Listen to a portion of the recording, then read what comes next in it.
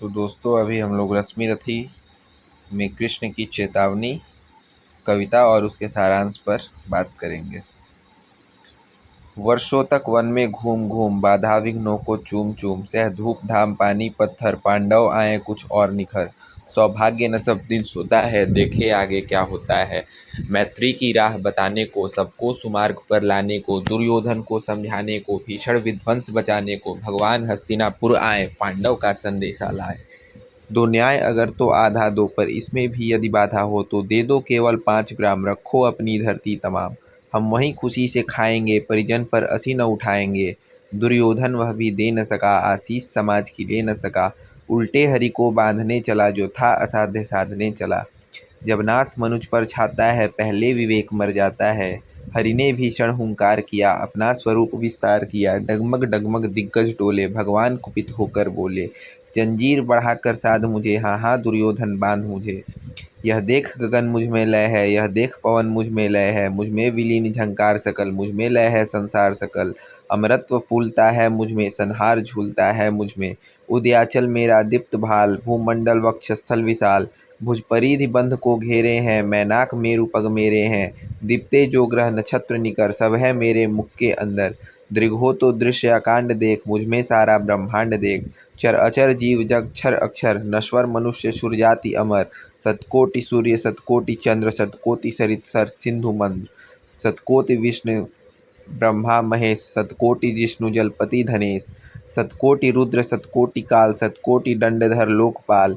जंजीर बढ़ाकर साध इन्हें हाँ हाँ दुर्योधन बांध इन्हें। भूलोक अतल पाताल देख गत और अनागत काल देख यह देख जगत का आदि सृजन यह देख महाभारत का रण। मृतकों से पटी हुई भू है पहचान कहाँ इसमें तू है। अंबर में कुंतल जाल देख पद के नीचे पाताल देख। मुट्ठी में तीनों काल देख मेरा स्वरूप विकराल देख।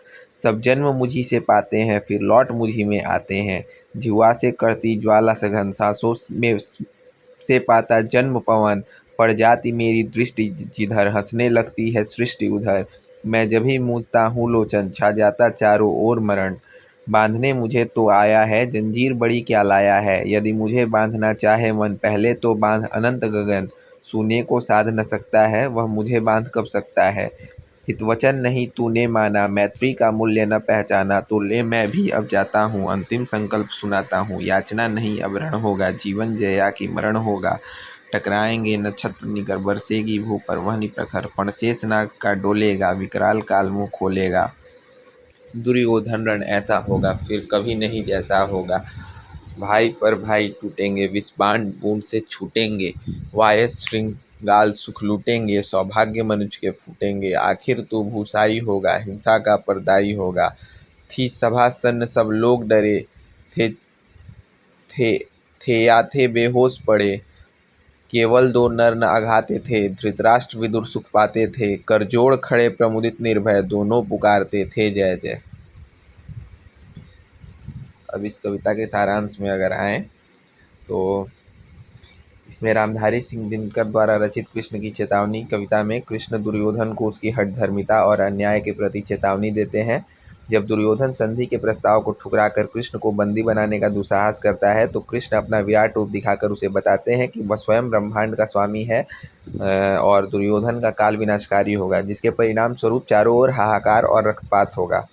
कविता का सारांश कुछ बिंदुओं में है। पहला बिंदु शुरुआती शांति की राह। कृष्ण युद्ध टालने के लिए दुर्योधन को समझाने जाते हैं और न्याय की मांग करते हैं लेकिन दुर्योधन पांडवों को कमजोर समझता है।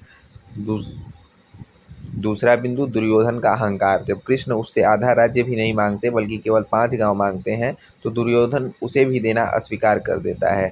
तीसरा बिंदु बंदी बनाने का दुस्साहस। दुर्योधन इतना अहंकार से भर जाता है कि वह कृष्ण को ही बंदी बनाने का प्रयास करता है। चौथा बिंदु कृष्ण का विराट रूप। कृष्ण अपना विराट और भयंकर रूप दिखाते हैं जिसमें आकाश पवन संसार और सारे ब्रह्मांड समाहित है। वह दुर्योधन को बताते हैं कि उसे स्वयं काल भी नहीं बांध सकता तो एक साधारण मनुष्य कैसे बांध सकता है। पांचवा बिंदु विनाश की चेतावनी। कृष्ण चेतावनी देते हैं कि यदि दुर्योधन ने उनकी चेतावनी को नहीं माना तो उसके विनाश का समय आ गया है। युद्ध होगा जिसमें भाई भाई पर टूटेंगे विष-बाण छूटेंगे और चारों ओर विनाश होगा। अंतिम बिंदु सभा में भय और स्तब्धता। कृष्ण के इस रूप को देखकर पूरी सभा भयभीत हो जाती है और लोग स्तब्ध रह जाते हैं। इस प्रकार यह कविता अन्याय और अहंकार के विनाशकारी परिणाम को दर्शाती है और बताती है कि जब सभी मार्ग समाप्त हो जाते हैं तो न्याय के लिए युद्ध अवश्यंभावी हो जाता है।